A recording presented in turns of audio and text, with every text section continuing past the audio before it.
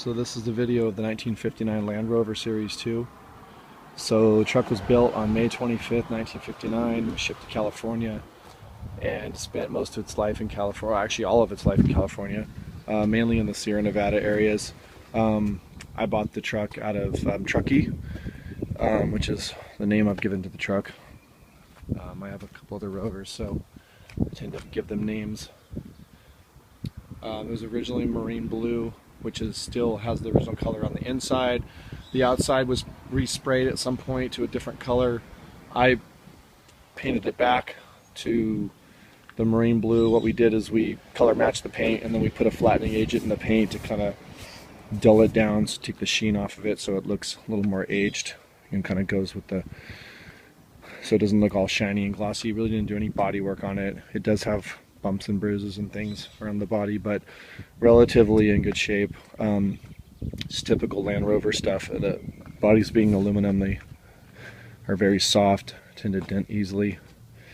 The logos on the door we did, it's kind of homage to the guy who had it before me. He said he did some river expedition when he had the Rover years back, so we kind of did the Truckee, California, established in 1959, year of the Rover, and so kind of patinaed up the paint a little bit to make it look old and stuff, so it's really cool.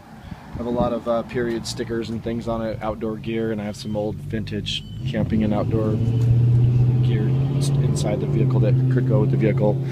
So anyways, so relatively stock 16-inch wheels, still have original paint on them. Tires are like a military bias ply type tire, which are, you know, I like the look of them, but they're not, you know, the smoothest. When they're cold, they're a little rough. Once they warm up, they tend to be okay, but they're not, you know, somebody, if they're going to use this as a daily driver, might want to get a more modern tire. Has glass, the correct glass blinker lenses and such. Has the correct early Series 2 valance. These changed later on, came to different shapes and such. Galvanized bumper, of course. The checker plate has been added. This is actually pretty cool if you need to climb up here or lay tools on it or whatever. It's very helpful to have that. Another Series 2 thing with these scuttle vents, you have a screw here instead of a riveted, which was later, so that's also correct for this year. There's just a few subtle differences between 2 and 2A. All the galvanized trim is all in good shape and unpainted like it should be. See a lot of Rovers for sale, they paint the galvanized, and that's wrong, and to me it's ugly, so people just don't know what they're doing when they do that. So all the cappings and everything are all in good order. It has the tropical roof, which is the tropical roof is like a slang term. The official roof is station wagon roof, but has skylight windows and the sun shield, of course, on the top, which was supposed to shield heat from the inside of the cab. Also has the vents, which we will see when we go inside. It catches air underneath the shield and directs it into inside the cabin. This particular Rover has one-piece doors, which means the door tops do not remove. I've never had another Rover with one-piece doors. I was told it was a North American cold climate type thing.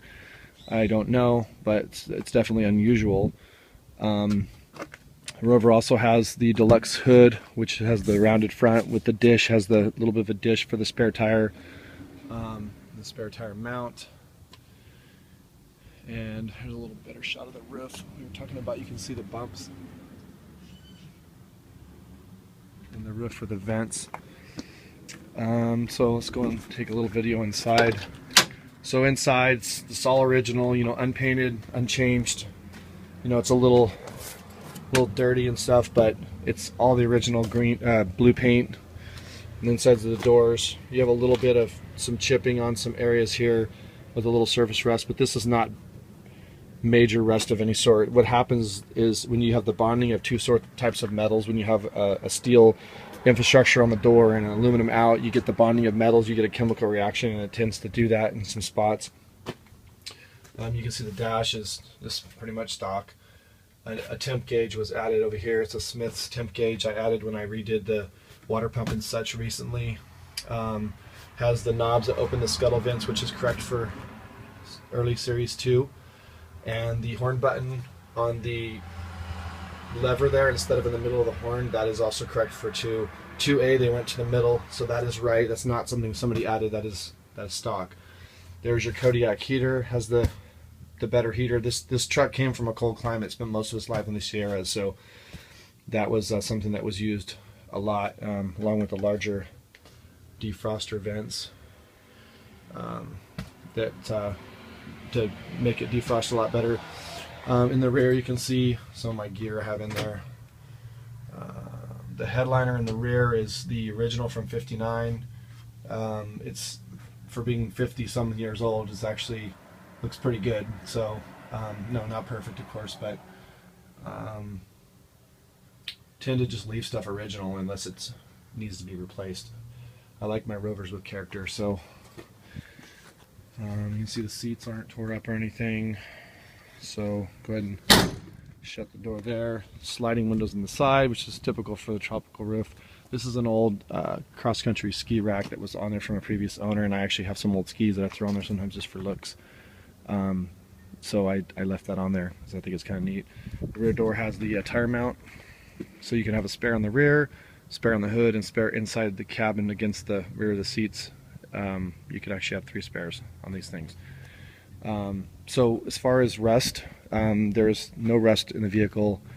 Currently it's a pretty dry truck. It has had some rust repairs in its life. The rear cross member has been replaced. I have a receipt for an OEM cross member that was purchased years back and then put on by a shop.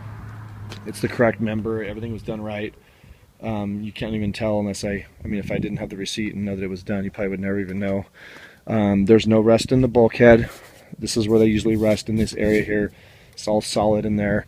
It's had a little bit of rust repair in the footwells on the driver's side.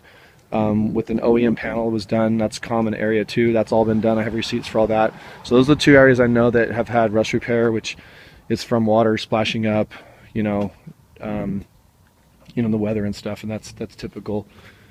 All the right lights in the rear. It's got locking hubs in the front. I think they're the dual-matic, they call them, style, which they made a lot of different kinds of locking hubs for these things, so that's the kind this has. Again, little look inside the cab here on this side. And this thing basically is the driver, and so it's not underwent a restoration. It's just been maintained. I have basically like $11,300 in receipts that have been spent on this truck in its lifetime for maintenance, repairs, replacements, and such. So I mean, I would say almost a majority of everything mechanical has been replaced at some point.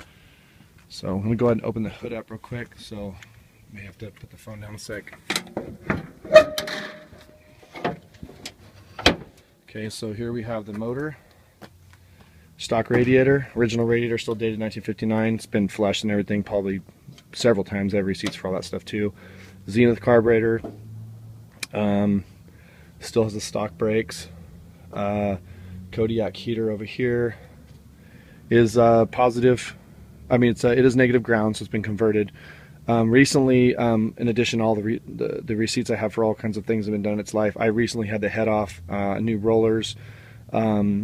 Had the head resurfaced, hardened seats, all new gaskets, readjusted the valves, put a new manifold on. We went through the carburetor, new hoses, fuel pump, added the temp gauge, new plug wires, all sorts of things that we did while we had it off. So that's recently been done. Probably don't even have 100 miles on it since we did that. So it has the correct cloth strip here on the hood, on the closure I mean.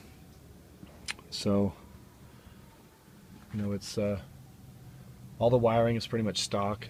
I've done a few things with the wiring.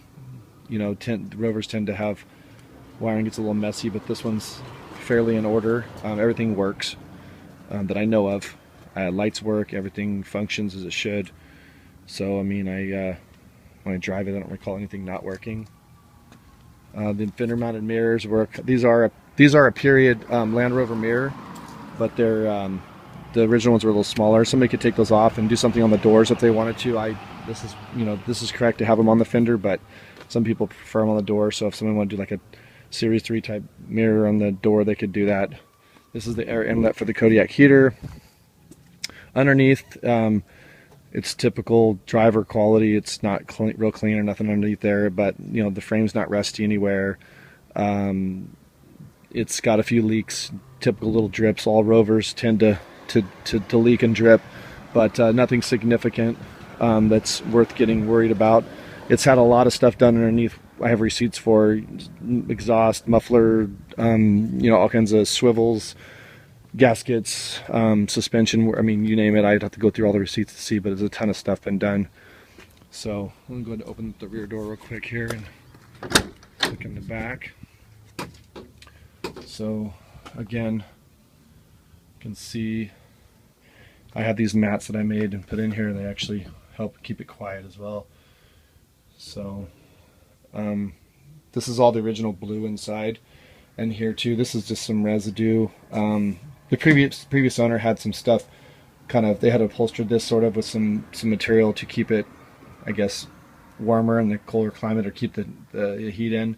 I went ahead and removed all that. So my intention was to have this basically undercoated with like a bed liner type material that they do in Jeeps and Broncos and stuff nowadays, but not all the areas, just probably the wall there and then the lower part here, to make it where, you know, it's durable and everything, and give it a better look. So that's something that probably needs to be done at some point.